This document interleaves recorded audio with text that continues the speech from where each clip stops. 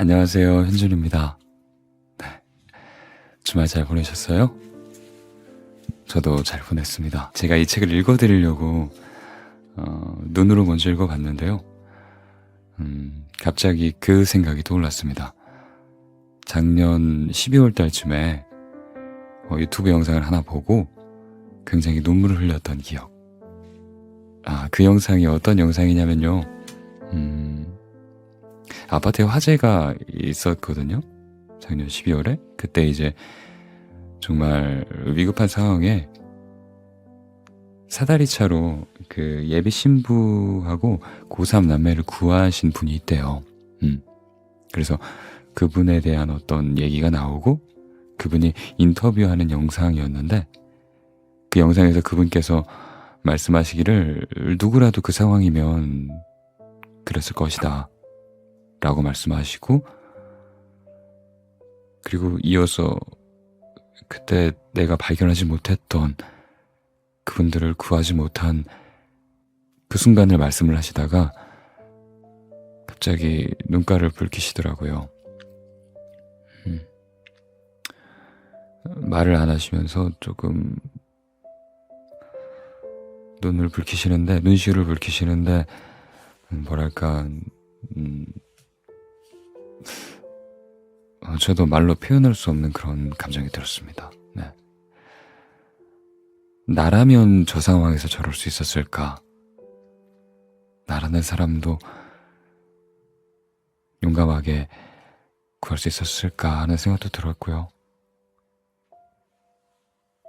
그리고 3명을 구하시고도 자기가 미처 구하지 못하신 분들을 생각하면서 눈시울을 붉히시는 모습을 보니까 저런 분이 정말 진짜 영웅이 아닌가 하는 그런 생각도 들었습니다.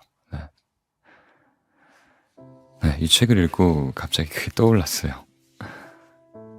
네. 마침 그 위로가 필요했어요 라는 책인데요. 이 책은 뭐랄까 그 일상 속에서 좀 느낄 수 있는 전해져 오는 그런 위로에 대한 이야기와 좀 살면서 희망이 되는 그런 사연들이 담겨있는 책입니다. 눈으로 읽으면서도 굉장히 찡했는데 제가 아직 낭독을 하기 전이에요. 이제 낭독을 하려고 인트로 영상을 찍고 있는 그 순간인데 심히 걱정이 됩니다. 중간에 만약에 제가 읽다가 약간 코 막힌 소리가 난다 이러면 약간 찡해져서 코를 좀 풀었다고 그렇게 생각해 주시면 될 것 같아요. 네. 그런 것 같아요. 목소리를 내서 읽으면 또 눈으로 읽었을 때랑 또 다른 어떤 마음이 밀려오거든요. 한번 해보세요. 뭐랄까 글을 좀 더 곱씹는 느낌이랄까? 그런 생각이 들어요. 의미를 파악하고 좀 이야기해야지 하는 내 마음에 집중하다 보니까 그렇게 되어버리는 것 같아요.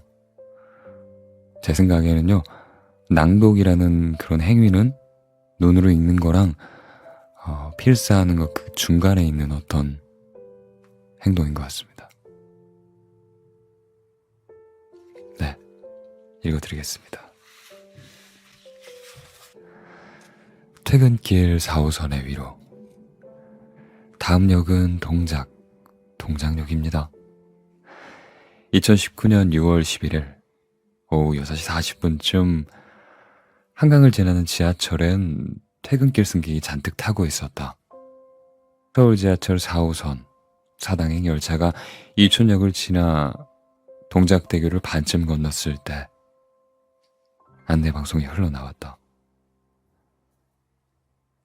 그런데 평소 듣던 녹음방송이 아닌 승무원의 육성이었다.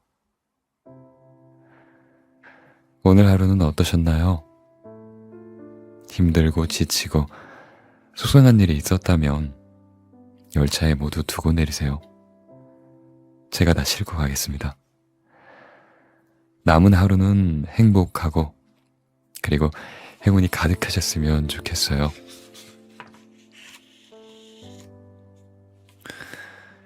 힘겨운 일상은 시간의 흐름도 왜곡하는지 1년은 참 빨리 가는데 하루는 무척 길게만 느껴진다. 그런 하루를 보낸 이들에게 얼굴 모를 승무원의 한마디는 결국 가볍지 않았다. 그 열차에는 성균관대에 다니는 22살 신씨가 타고 있었다. 요즘 청년의 삶이 어떤지 우리는 안다. 창밖으로 멍하니 창밖을 바라보다 방송을 들은 그는 휴대전화를 꺼냈다. 서울교통공사에 오늘 너무 힘들었는데 방송 덕분에 상쾌하게 집에 간다 라는 감사 문자를 보냈고 학교 온라인 커뮤니티에 접속해서 지하철 때문에 울 뻔했다 라고 글을 남겼다. 댓글이 여럿 달렸는데 신씨와 같은 경험을 한 사람들이 적지 않았다. 나도 그 방송 들은 적이 있다 라거나 저녁에 그분 열차를 타면 하루가 편안하게 마무리할 수 있다 라는 이야기가 이어졌다. 글을 보고 연락한 기자에게 신씨는 이야기했다. 일명식도 없는 분이요. 저를 걱정해주고 힘내라고 말해주니까 뭐랄까 아는 사람의 응원보다 더 힘이 났어요. 맞아. 다 열심히 살고 있잖아. 라는 생각도 들었고요. 라고 했다. 그러면서 이 말을 덧붙였다. 한강을 바라보면서 그 방송을 들으니까 왠지 마음이 더 울컥하더라고요. 4호선 지하철이 서울 도시마을에서 유일하게 땅 위로 나오는 때, 그때가 한강을 건널 때이다. 단조로운 지하 구간에서 휴대전화만 쳐다보던 이들이 마침내 고개를 들어 창밖을 바라보는 그 시간. 특히 해질녘의 한강은 아름답지만 왠지 스산하기도 해서 바라보고 있으면 이런저런 생각의 회로가 저절로 돌아가기도 한다. 바로 그 시점에 승무원은 안내방송 스위치를 올린 것이다. 대중교통 하차방송에는 두고 내리는 물건이 없는지 잘 챙기라 라는 그 문구가 마치 공식처럼 들어가는데 그것을 속상한 건 모두 두고 내리라 라고 뒤집어서 제가 다 싣고 가겠다 라고 말하는 문장은 그 문장은 갑자기 꺼낼 수 있는 일상의 언어가 아니다. 하루 중 언제 방송을 해야 할지, 어디서 스위치를 올려야 할지, 마이크에 대고 어떤 말을 해야 할지 승무원은 많은 시간을 들여 깊이 고민했을 게 분명하다.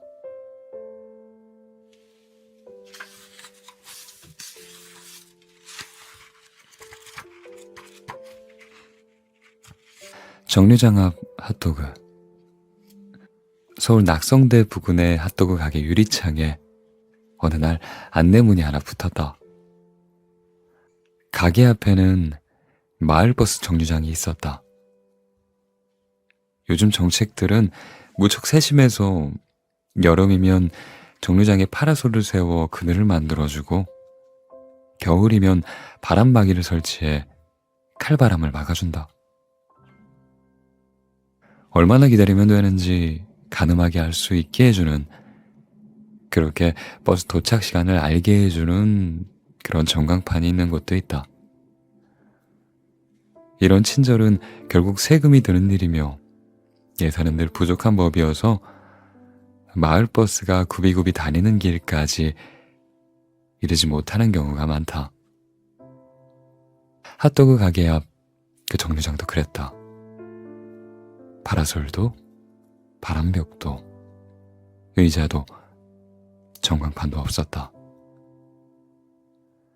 이른 더위가 찾아왔던 2017년 5월 가게 주인 김승철 씨는 정류장에서 버스를 기다리는 할아버지를 보았다. 비좁은 인도에서 그늘도 앉을 곳도 없이 힘겨워하는 기색이 역력한 그분. 가게 안으로 모시고 들어가 물 한 잔을 건네며 버스가 올 때까지 그때까지 앉아 계시라고 했다. 버스가 도착해 할아버지가 떠난 뒤 그는 안내문을 썼다. 할머니, 할아버지, 날이 더워집니다.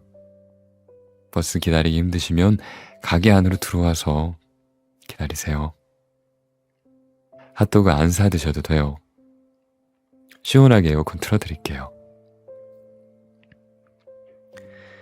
그 안내문을 어떤 주민이 사진으로 찍어서 인터넷에 올리며 화제가 되었다. 착한 가게라는 칭찬이 이어지자 김 씨는 안내문을 한 장 더 붙였다. 격려와 응원 깊이 깊이 감사드립니다. 잊지 않겠습니다. 그리고 변치 않겠습니다. 2주 뒤 방송사 취재팀이 찾아갔을 때 극구 사양하다가 인터뷰에 응한 그는 더위 피하려 가게에 들어오는 어르신이 아직 많지 않다. 아마 저에게 폐가 될까봐 그러는 것 같다. 라고 했다. 그해 11월 안내문이 다시 바뀌었다. 날이 많이 쌀쌀해졌어요. 몸 녹이고 가세요. 비 오면 우산도 빌려가세요. 물론 안 사드셔도 돼요. 이웃인걸요. 20번 마을버스 배차 간격 8분, 28분, 48분. 겨울철 안내문은 한층 더 업그레이드 되어 있었다. 승객에게 우산을 빌려주는 몇몇 지하철역을 벤치마킹한 듯 우천시 우산 제공 서비스가 추가됐고 마을버스 배차 시간을 안내해서 이 정류장에는 없는 버스 도착 알림 전광판에 아쉬움을 달랬다. 그리고 왠지 따뜻해 보이는 글씨로 이웃인걸요 라고 덧붙였다. 선뜻 가게 문을 열지 못하는 할머니 그리고 할아버지들의 부담을 어떻게 덜어드릴 수 있을지 계절이 바뀌는 동안 가게 주인도 많이 생각한 듯 했다. 아무리 큰 정부라도 우리의 삶의 모든 구석구석을 보살펴주지는 못한다.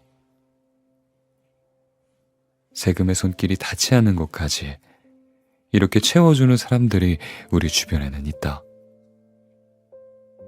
그들의 이웃으로 사는 건 꽤 근사한 일이다.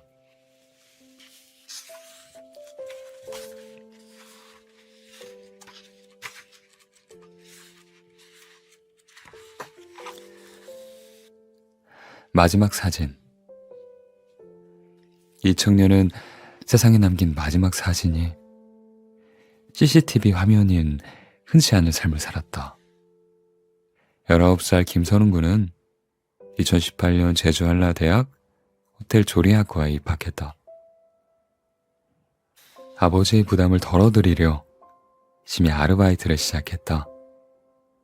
그해 10월 3일 새벽 3시 여느 때처럼 제주 종합청사 부근의 만화 카페에서 그곳에서 일을 마치고 귀가하기 위해 어두운 거리로 나섰다.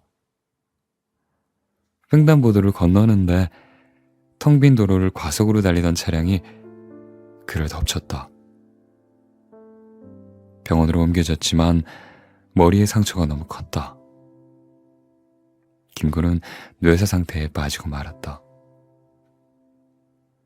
사고를 조사하며 주변의 CCTV를 되감아본 경찰은 그 영상을 공개하기로 결정했다. 김군이 만화가 앞에서 나와 걸어가던 그 거리엔 인적이 끊긴 그 시간에 손수레를 끌고 가는 할머니가 있었다. 무거운 짐을 잔뜩 싣고 오르막길을 올라가는 중이었다. 길바닥 틈에 바퀴가 빠졌는지 수레는 잘 움직이지 않았다. 김구는 그 곁을 그냥 지나치지 못했다. 김구는 할머니에게 다가가 몇 마디 건네더니 수레를 이리저리 흔들어 바퀴를 빼낸 다음 앞장서서 수레를 끌며 다시 걷기 시작했다. 뒤에서 수레를 밀며 따라오는 할머니에게 수시로 고개를 돌려 눈을 맞췄다. 아마도 어디까지 가시는지, 힘이 들진 않으시는지 할머니에게 묻는 듯한 그 모습이 영상에 오롯이 찍혀 있었다. CCTV는 김군이 그렇게 수레를 끌며 할머니와 150m를 걸어갔다고 증언했다. 이어 나타난 횡단보도에서 사고 차량은 앞서가던 김군을 들이받았다. 뒤따르던 할머니는 무사했다. 김군의 가족에게는 이미 비슷한 아픔이 있었다. 13년 전 김군의 어머니가 욕실에서 넘어져 뇌진탕을 일으켰다. 3년간 식물인간으로 투병하다 세상을 떠난 어머니를 보면서 아버지와 누나는 장기 기증을 서약한 상태였다. 만약 그런 일이 또 벌어지면 그때는 꼭 살리자. 내 생명을 살리기 어렵다면 다른 생명이라도 살리자. 라는 그 뜻에서 서약서를 썼는데 그런 일이 김군에게 벌어졌다. 뇌사 판정이 내려진 지 나흘 만에 가족은 김군의 장기를 기증하기로 결심했다. 더 늦기 전에 더 많은 생명을 살리자는 그의 생각대로 그의 심장과 각막 그리고 폐 등을 이식받은 7명이 새 생명을 얻었다. 어디 있는지 찾기도 힘든 CCTV 카메라를 의식해 포즈를 취하는 사람은 없을 테니 어쩌면 거기에 찍히는 것만큼 자연스러운 사진도 없을 것이다. 새벽 3시에 텅 빈 거리, 아무도 보는 이 없는 그곳에서 19살 청년이 하는 일을 CCTV만 보고 있었다. 그 카메라 속에 너무나도 자연스러운 모습을 남기고 그 청년은 세상을 떠났다.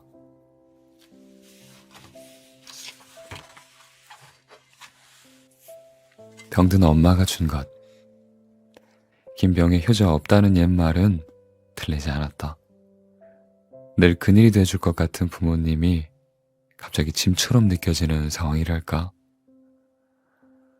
오랜 간병 생활을 한결같이 처음처럼 해내기는 결코 쉽지 않다. 몸이 먼저 지치고 마음이 덩달아 팍팍해지는 순간이 찾아오기 마련이다. 지영 씨에게도 그런 시간이 오고야 말았다. 지영 씨는 아픈 엄마를 돌보다가 무심결에 화를 낸 적이 있었다. 힘겨운 투병에 극도로 예민해진 엄마는 밥을 먹기 싫다고 고집을 부렸다. 어떻게든 먹이려는 딸과 한사코 먹지 않겠다는 엄마 사이에 그 사이에서 증폭된 갈등은 끝내 폭발했다. 심신이 지쳐있던 딸은 자기도 모르게 포크를 내동댕이 쳤다. 헌데 예기치 않게 포크가 엄마의 허벅지로 날아갔다. 순식간에 통제 범위를 벗어나 배출된 그 감정은 결국 엄마의 몸에 작은 상처를 내고 말았다. 절대 본심은 아니었지만 엄마에게 화를 내고 상처를 입혔다는 사실은 달라지지 않았다. 얼마 후 병문안으로 온 외할머니께서 엄마의 몸에 상처가 보이자 물었다. 왜 이렇게 됐냐? 외할머니는 자기 딸의 허벅지에 난 상처가 마음이 아팠을 것이다. 그런데 엄마는 또 엄마대로 자기 딸에게 쏟아질 원성이 신경 쓰였다. 엄마는 더듬거리며 입을 열었다. 아, 벌레에 물렸어.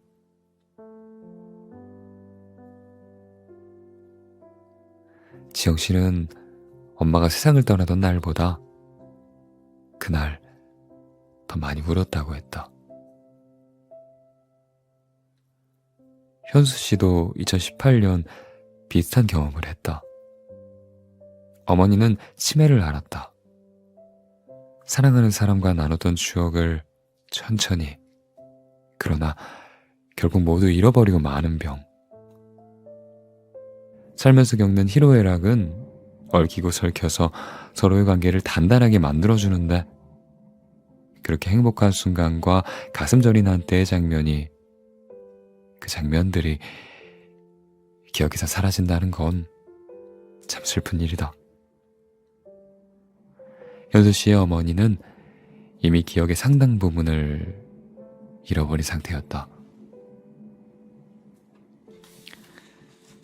하지만 하루가 다르게 세포가 죽어가는 엄마의 머릿속에서도 쉬이 지워지지 않는, 유독 잊지 못하는 기억이 하나 있었다. 어느새 아이가 되어버린 엄마를 돌보며 현수 씨는 종종 엄마보다 더 아이처럼 굴었다. 크리스마스가 다가올 무렵, 그날도 엄마에게 응석을 부렸다. 엄마, 크리스마스 선물로 뭐 사줄 거야? 그러자 엄마가 답했다. 시계 말고 레고 사줄게. 현수 씨는 어릴 적 장난감을 사달라고 엄마를 졸랐던 날이 어렴풋하게 떠올랐다. 근사한 케이스에 든 그 레고가 너무 갖고 싶어 떼를 썼는데, 형편이 어려웠던 엄마는 시장에서 파는 어린이용 시계를 사줄 수밖에 없었다. 철이 없던 아이가 시계는 싫다고 레고를 사달라고 울음 섞인 투정을 부렸다. 평생의 기억을 조각조각 흩날리면서도 엄마는 아들에게 그 장난감을 사주지 못했던 그날의 기억을 붙잡고 있었다. 다른 건 다 잊었어도 자식이 울던 날을 엄마는 잊지 못했다.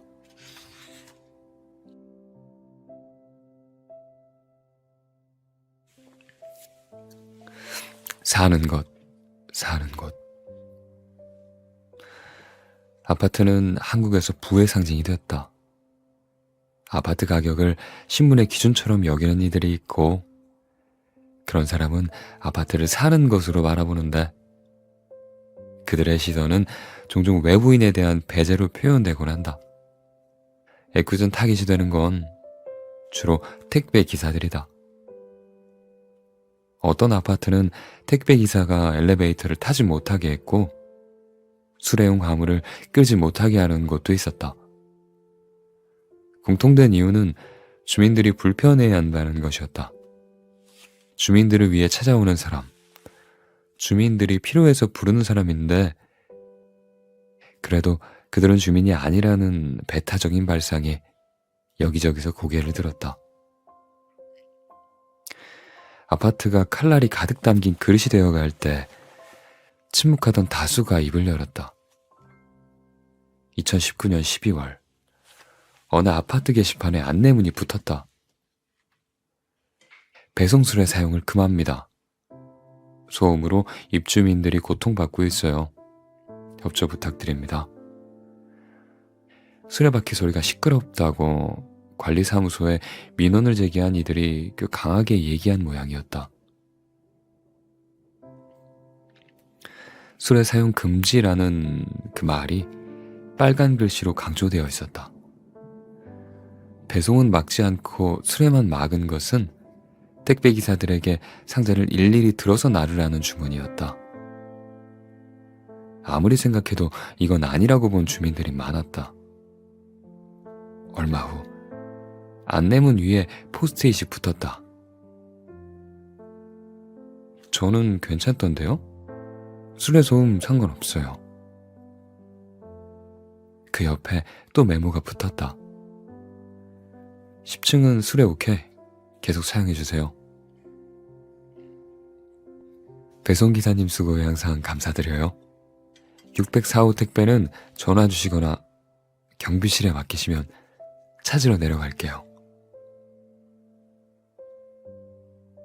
주민들은 안내문을 부끄러워했고 그것을 보게 될 택배 기사들에게 미안해했다. 포스트잇은 그렇게 계속 추가됐다. 1804호입니다. 배송하느라 고생 많으십니다. 저희도 괜찮아요. 초등학교 4학년이에요. 무거운 상자 들고 다니시면 힘들 것 같은데 술에 시끄럽지 않아요. 택배기사님도 누군가의 소중한 가족입니다. 내 가족을 생각하듯이 조금만 배려하면 어떨까요? 함께 사는 공동주택이라고 배웠어요. 이제까지 수레 소리로 불편한 적 없었어요. 택배 아저씨, 수레 괜찮아요. 수레 금지 안내문이 붙은 게시판은 결국 수레 환영 포스트잇으로 뒤덮였다. 2018년 초 경기도의 한 아파트에는 택배 트럭의 진입을 막는다는 공지문이 붙었다. 트럭은 아파트 입구에만 주차하고 단지 안에선 손수레만 이용해달라는 것이었다. 아이들의 안전을 위해 단지 내 차량 통행을 차단한다는 취지여서 그래서 동의한 주민들도 많았다. 실행될 경우 택배기사들은 아파트 정문에서 각 동까지 상자가 가득 실린 수레를 끌고 몇 번씩 오가며 배송을 해야 했다. 택배기사들의 불편과 그리고 수고를 통해서 안전해지는 아파트 단지. 이 구상이 편치 않았던 아파트 주민도 많았다. 다시 입주민 회의가 열렸다. 머리를 맞대니 답이 나왔다. 주민들은 먼저 십시일반 돈을 모았다. 그 돈에 맞춰 상자를 잔뜩 실을 수 있는 전동 카트를 여럿 구입했다. 아파트 입구에 전동 카트를 비치해 택배기사들이 언제든지 이용할 수 있게 했다. 트럭이 드나들지 않으니 단지 아이들은 더 안전해졌고 몸집이 작은 전동 카트로 단지를 구석구석 다닐 수 있으니 택배기사들도 더 수월해졌다. 사실 꼭 그렇게 하지 않아도 택배는 왔을 것이다. 배송의 생업인이는 전동 카트가 없어도 결국 상자를 들고 초음중을 눌러야 했을 테니까. 내 물건만 제대로 받으면 된다고 생각할 수 있었고 아이들을 위하는 결정이니 별 수 있겠느냐고 눈 감을 수도 있었다. 하지만 그러지 않은 건 그들에게 아파트는 사는 것이 아닌 사는 곳이었기 때문이다.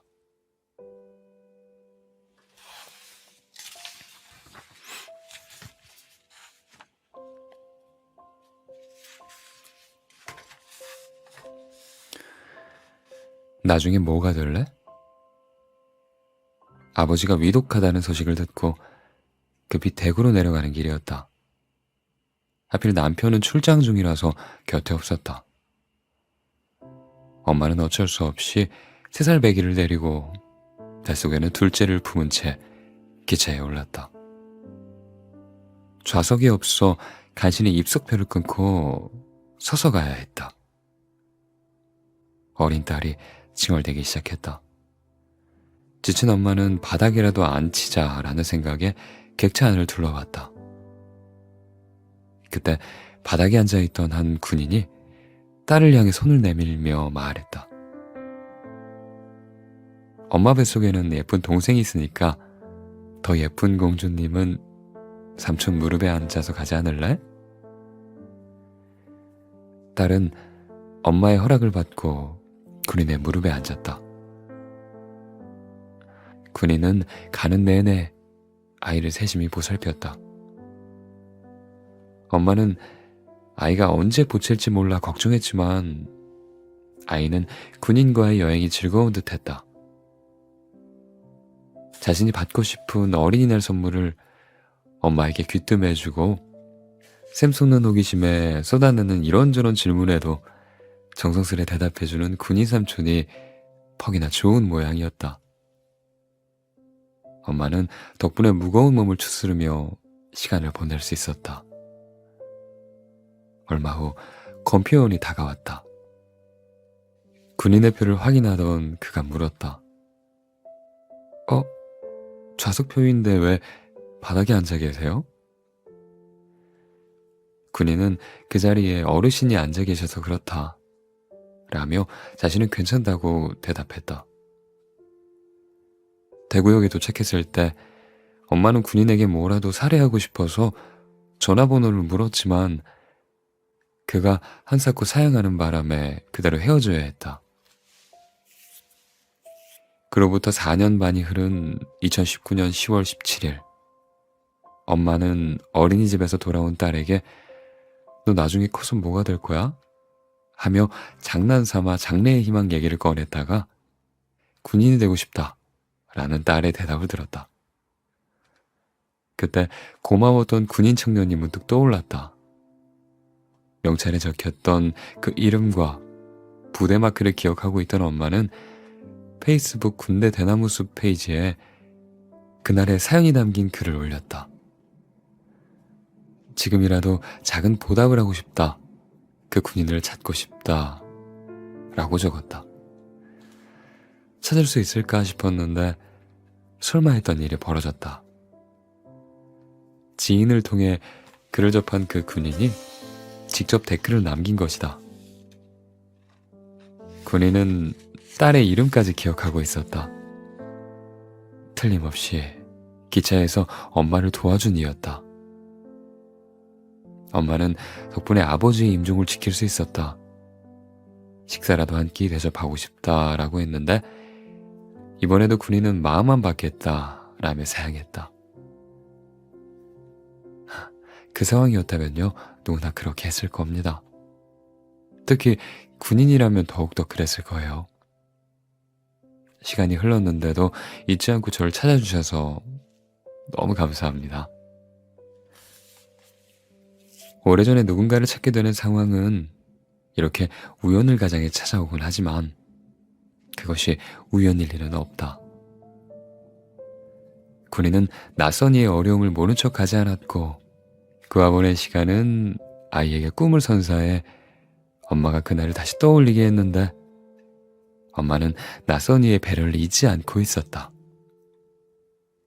시간이 흘러도 지워지지 않는 기억은 마치 보이지 않는 손이 조종하듯 우리를 다시 한번 그날로 데려간다.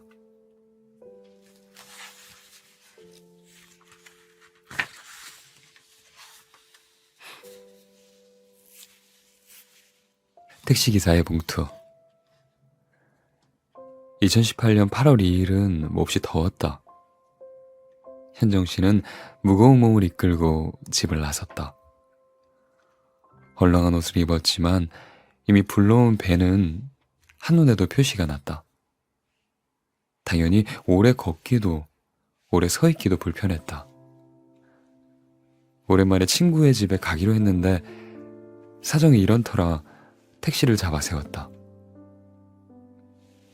뒷좌석에 타자마자 불안한 기운을 느낀 건 택시기사의 행동이 왠지 모르게 산만해 보였기 때문이었다. 기사는 갑자기 우측 조수석으로 팔을 뻗더니 수납 공간을 열어젖혔다. 얇은 점퍼 하나를 꺼냈는데 거기서 그치지 않고 점퍼 주머니를 뒤적였다. 아이고, 운전에나 집중하시지. 현정 씨의 불만이 터져 나오려 할 때쯤 기사가 말을 걸어왔다. 임신부시죠? 네. 현정 씨는 짧게 대답했다. 기사는 다시 웃으며 말했다. 요즘은 다들 애를 안 낳으려고 하던데 대단해요. 그러고는 점퍼 주머니에서 뭔가를 꺼내 현정 씨에게 내밀었다. 엉겁결에 받아든 그건 정체 모를 하얀 봉투였다. 뒤집어 보니 앞면에 순산을 기원합니다 라는 짧은 문구가 적혀 있었다. 갑작스러운 상황에 멍하니 봉투를 내려다보고 있는데 택시기사가 멋쩍게 말을 보탰다. 내 차는요, 임산부가 타시면 요금도 안 받아요.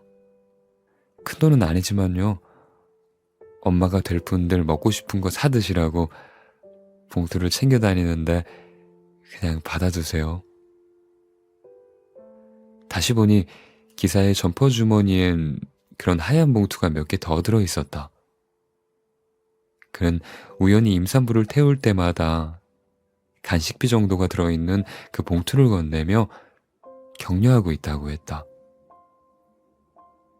현정 씨가 택시에 탔을 때 기사의 행동이 왠지 어수선했던 건 임산부임을 눈치챘기 때문이었다. 말씀만으로도 감사해요. 이건 괜찮아요. 현정 씨는 봉투를 돌려주려고 다시 내밀었다. 하지만 기사는 제발 받아달라면서 어려운 부탁을 할 때나 어울릴 법한 그런 표정을 지은 채 거듭 손사래를 쳤다. 하얀 봉투를 사이에 두고 벌어진 기사와 승객의 실랑이는 택시가 목적지에 설 때까지 이어졌는데 봉투는 결국 현정 씨의 손에 남게 되었다. 택시 요금도 안 받습니다. 그냥 내리세요. 기사가 단호하게 선언했지만 현정 씨는 이번에야말로 질 수 없다는 듯이 빠르게 지갑을 꺼내 요금을 내고 이렇게 말했다. 오늘 기사님 만나서 기분이 너무 좋네요. 감동 많이 받았어요. 항상 건강하고 좋은 일만 있으시길 바랄게요. 그럼 안전운전 하세요. 현정 씨는 그날 집에서도 택시에서 있었던 일이 계속 떠올랐다. 임산부로 지내는 것이 힘겨워진 참이었는데 정말 뜻밖의 선물을 받았다고, 아이가 태어나 말을 알아듣게 되면 네가 엄마 뱃속에 있을 때 말이야 택시를 탔는데 하며 이 이야기를 해주고 싶다는 생각을 했다.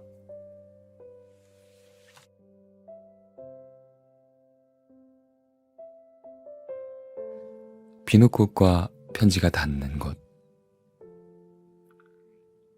사장님, 배달앱 리뷰 좀 확인해 보셔야 할 것 같은데요. 기업 1년차 초밥집 사장이던 진한준 씨는 2018년 1월 5일 퇴근한 직원의 전화를 받았다. 석 달 전 뒤늦게 배달을 시작한 터라 앱에 리뷰가 얼마 없었을 때였다. 진 씨는 바삐 움직이던 손을 멈추고 휴대전화를 켰다.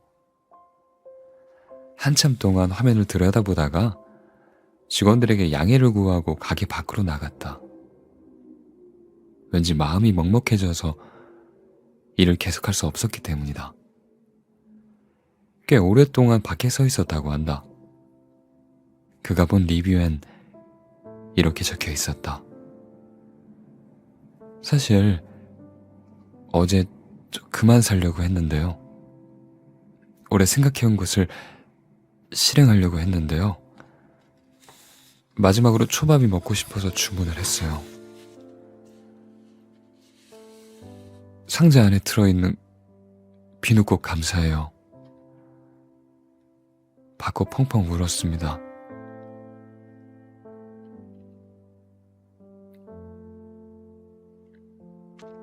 꾸역꾸역 먹으면서 스스로에 대한 죄책감으로 삼켰습니다. 처음으로 리뷰 남겨요. 그리고 열심히 살아볼게요. 감사합니다. 자주는 먹지 못해도 간간히 다시 주문할게요. 비누꽃 장미 한 송이와 이 메모가 절 구해줬네요. 살려주셔서 감사합니다. 손님이 말한 비누꽃과 메모는 진씨가 배달 게시 이벤트로 준비한 거였다. 맛과 서비스에 대해 손님들에게 좋은 인상을 남길 방법을 찾다가 꽃과 편지를 생각했다. 비누꽃은 500개를 주문했다. 이벤트여서 한시적으로 진행할 계획이었지만 배달 주문이 많지 않아 석 달이 지난 지금까지도 꽃과 메모지를 함께 포장하고 있던 터였다. 메모지에는 나누고 싶은 소소한 이야기를 적었다. 주문하신 음식 드시면서 기분 좋은 식사 시간이 되시길 바랍니다. 살아가면서 하는 말에는요, 감사와 사랑이 들어가 있어야 한다더군요. 저희도 감사와 사랑을 함께 배달하겠습니다. 그 손님에게 배달된 메모엔 다음과 같이 적혀 있었다. 독수리도요, 강풍에 나는 법을 익히기 위해 연습하고 노력한대요.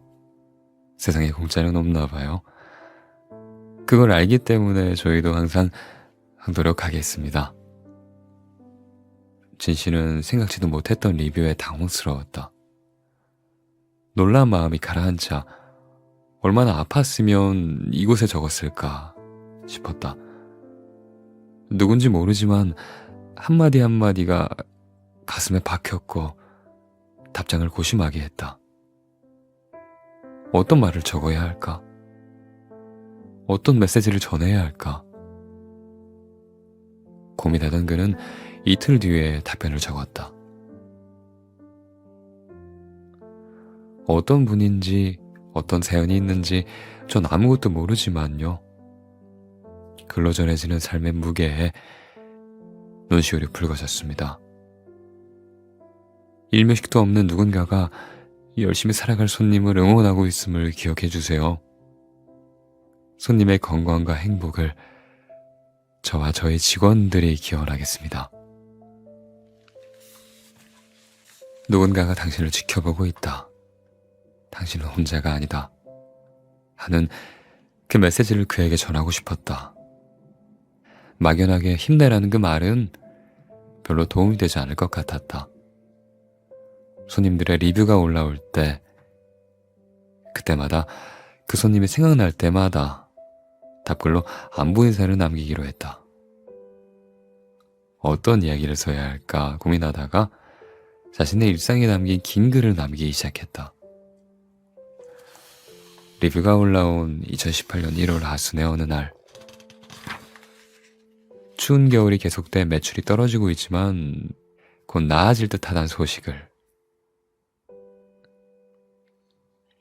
2달 뒤 3월엔 1년 전에 만난 길냥이에게 지금까지 먹이를 주고 있는데 가까이 오기만 할 뿐, 그 이상 가까이 다가오지 않는다는 이야기를 적었다. 손님의 아픔이 어떤 것인지는 모르니 해줘야 할 말을 콕 집어낼 수 없는 상황이니 다양한 소식을 전하다 보면 언젠간 그에게 가다는 메시지가 있지 않을까 싶어서 그렇게 했다. 너무 자주 쓰면 부담이 될까봐 진 씨는 나름의 간격을 두고 답글을 적었다. 몇 달이 지났을 때 퇴사한 직원이 전화를 걸어와 사장님의 이야기가 인터넷에 돌고 있어요 라고 알려줬다. 그 손님의 리뷰와 자신의 답글이 온라인 커뮤니티에 올라가 있는 걸 뒤늦게 확인했다. 거기에 달린 댓글을 읽다가 그 손님은 분명 자신이 노출되는 걸 싫어할 거란 생각이 번뜩 들었다. 많은 사람들이 읽고 있음을 알게 된 이상 이전과 같은 마음으로 글을 쓸 수도 없을 것 같았다. 시선을 의식하게 될 것이고 그러다 보면 내용을 포장하게 될 위험이 있었다. 답글 쓰기를 잠시 멈추기로 했다.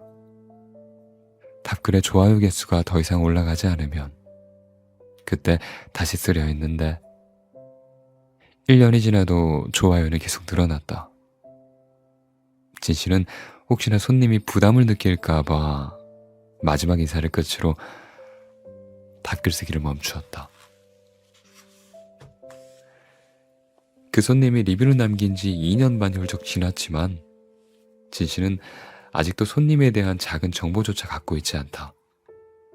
배달앱 시스템상 이름과 주소 등 고객의 신상 정보는 배달 기사에게만 갈 뿐 가게로 넘어오지 않는다.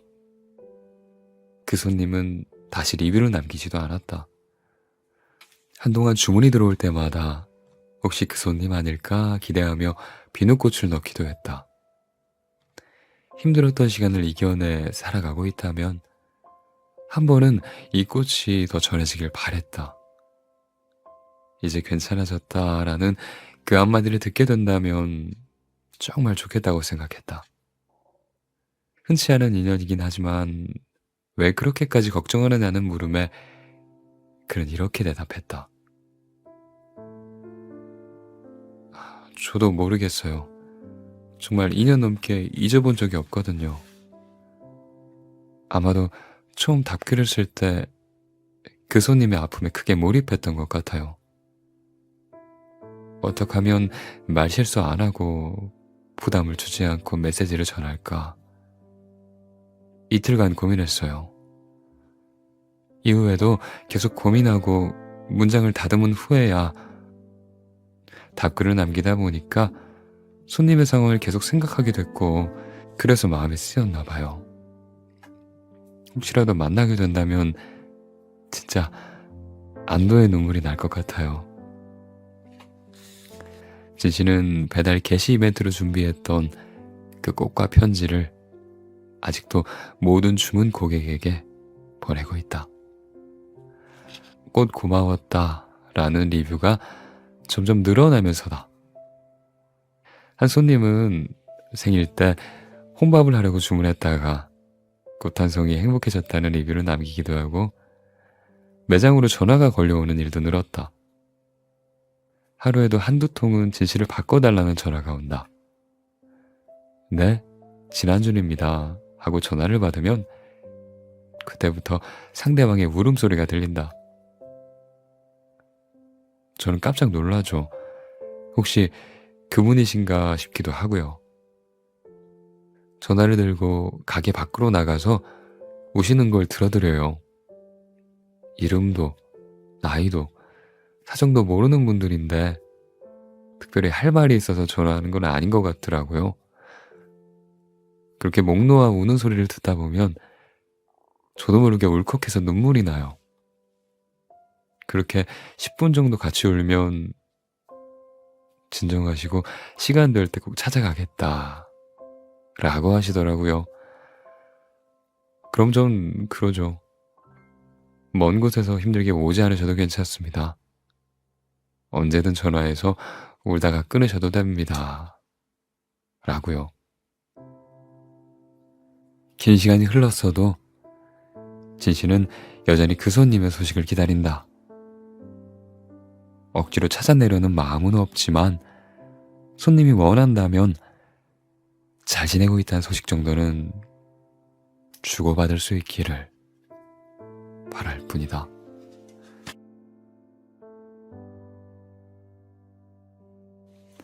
구급차의 교통사고. 청와대 국민청원 사이트에 구급차를 막아 세운 택시기사를 처벌해주세요 라는 제목의 글이 올라왔다. 2020년 6월 8일 서울 강동구에서 벌어진 일을 말하고 있었다. 폐암 환자인 79살의 어머니가 호흡곤란과 심한 통증을 호소해 응급실로 급히 달려가던 참이었다. 구급차가 급하게 차선을 변경하다가 택시와 가벼운 접촉사고가 났다. 구급차 운전자가 응급환자부터 병원에 옮기고 나서 그 다음에 사고 처리를 하겠다고 했으나 택시는 길을 내어주지 않았다. 사고 처리가 먼저다. 어딜 가려고 하는 거냐. 죽으면 내가 책임진다. 하면서 길을 막아선 채로 폭언을 쏟아냈다. 그렇게 10여 분을 지체하다가 다른 구급차가 와서 어머니를 이송했지만 병원에 도착한 지 5시간 만에 어머니는 세상을 떠나고 말았다. 단 10분 차이로 하나 남아있던 음압격리병실에 입원할 기회를 놓친 것이다. 그래서 1시간 반 동안이나 구급차에서 기다려야 했다. 이 사건이 벌어지기 꼭 한 달 전에 비슷한 얼개를 가진 이야기가 어느 온라인 커뮤니티에 게시됐다. 구급차가 등장하고 환자를 급히 옮기는 상황이 전개되고, 그런데 교통사고가 발생하는 그런 상황이었다. 경기도의 한 소방서의 구급대원인 37살 민철 씨는 고단한 5월을 보내고 있었다. 얼마 전 팀장이 되면서 업무가 늘어난 데다 수십 명의 희생자가 발생한 이천 물류창고 화재 현장에 그곳에 다녀온 지 얼마 되지 않아서 체력까지 떨어진 상태였기 때문이다. 그가 근무하는 소방서는 전국에서 제일 바쁜 곳 중 하나다. 24시간 연속 근무를 할 때면 단 1분도 못 자는 경우가 빈번했다. 그날, 그 5월 8일도 컨디션이 좋지 않았다. 누적된 피로와 싸우며 오전을 견디던 그는 중증 외상 환자가 발생했다는 신고를 받고 현장으로 출동했다. 환자는 신속히 병원으로 옮겨져 응급처치를 받아야 하는 상태였다. 출동한 구급차는 2대. 민철 씨의 구급차가 길을 트고 환자를 태운 다른 구급차가 뒤를 따랐다. 바삐 달려가는데 100m쯤 뒤에서 쫓아오던 구급차가 굉음을 내며 멈춰섰다. 잠시 후 차량 고장으로 주행이 불가능하다. 환자를 옮겨 태워야겠다. 라는 무전이 왔다. 한시가 급한 터에 돌발 상황까지 발생하자 민철 씨는 조급해졌다. 재빨리 사이드 미러를 확인하고 차를 돌리기 위해 후진 기어를 넣었다. 가속 페달을 밟자마자 쿵 하고 충격이 느껴졌다. 바로 뒤에 민철 씨가 보지 못한 아반떼 승용차가 있었기 때문이었다. 멀쩡히 서 있던 구급차가 돌연 뒷걸음으로 들이받으니 아반떼 운전자는 무척 당황했을 것이다. 민철 씨는 차에서 내렸다. 그 아반떼에는 많이 놀란 30대 부부가 타고 있었다. 다행히 부부는 다친 곳은 없었다. 민철 씨는 거듭 사과하고 환자 이송을 마친 뒤 다시 오겠다며 연락처를 건넸다. 부부는 자초지종을 듣자마자 한 목소리로 빨리 가시라 라고 했다. 민철 씨는 정신없이 환자를 옮기고 나서 그리고 곧장 부부에게 전화를 걸었다. 그러자 예상치 못한 말이 들려왔다. 자신들은 괜찮으니 신경 쓰지 말라는 거였다. 어리둥절한 채로 사고 처리를 하자고 반복해서 말했지만 그들은 안사고 거절했다. 사고를 낸 사람이 오히려 변상하게 해달라고 조르는 이상한 상황이 벌어졌다.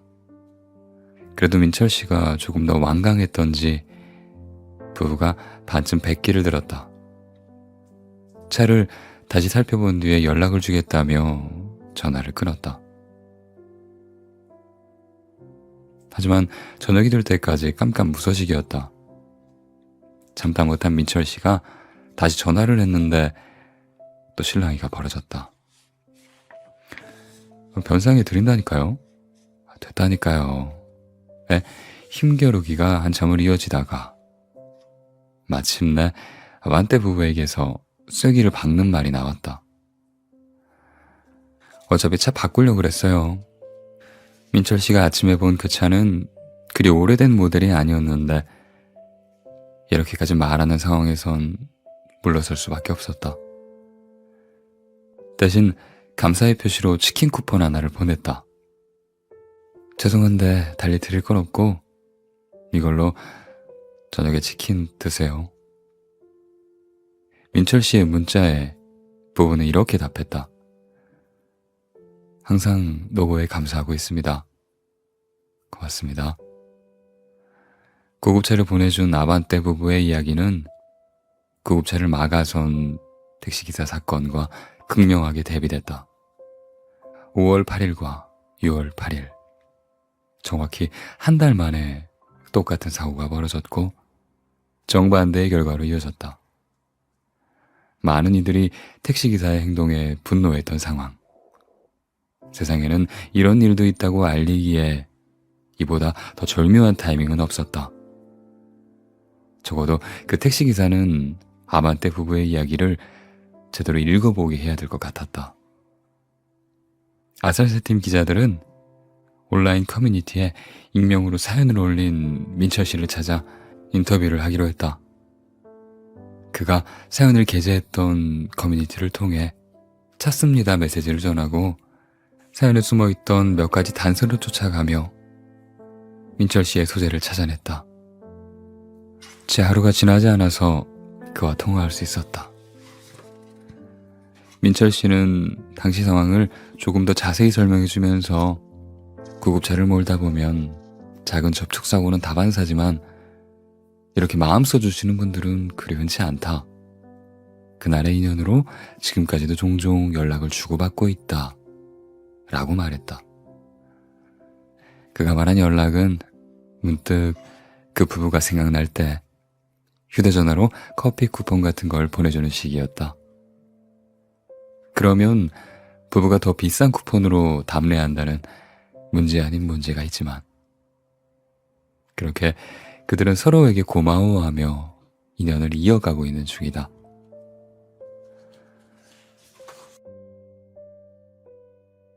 네, 마침 그 위로가 필요했어요.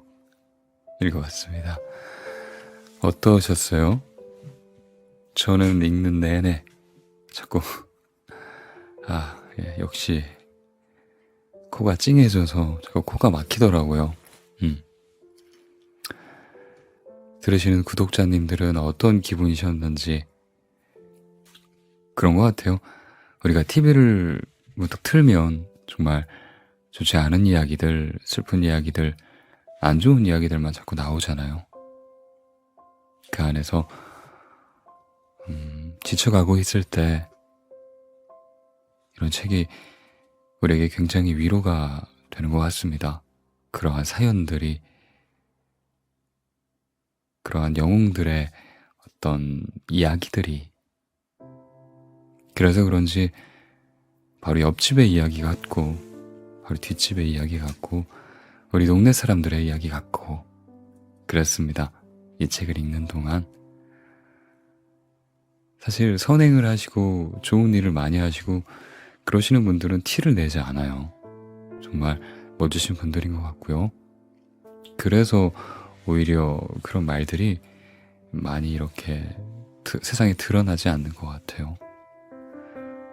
안 좋은 일들만 자꾸 드러난 이유가 그런 게 아닐까 조심스레 생각해 봅니다. 네. 정말 세상에는 좋은 사람들이 훨씬 많잖아요. 그렇죠? 보통 남 앞에 나서기를 싫어하고 그냥 묵묵히 자기 자리에서 최선을 다하시는 분들이라고 생각합니다. 네. 정말 존경하고 이 책을 읽는 동안 참 그런 느낌을 받았습니다. 네. 그래요. 정말 좋은 책이에요. 한번 구해서 읽어보시는 것도 정말 추천드립니다. 네. 제가 한 책의 10분의 1 정도 읽어드린 것 같아요. 더 좋은 내용에 있는 글들이 많았는데, 사연들이 많았는데 다 읽어드리지는 못했고요. 한번 읽어보시는 것도 좋지 않을까 생각해 봅니다. 네. 그래요. 잘 주무시고요. 저도 이제 들어가 보겠습니다. 네. 뵙겠습니다. 그러면 갈게요. 안녕. 바이.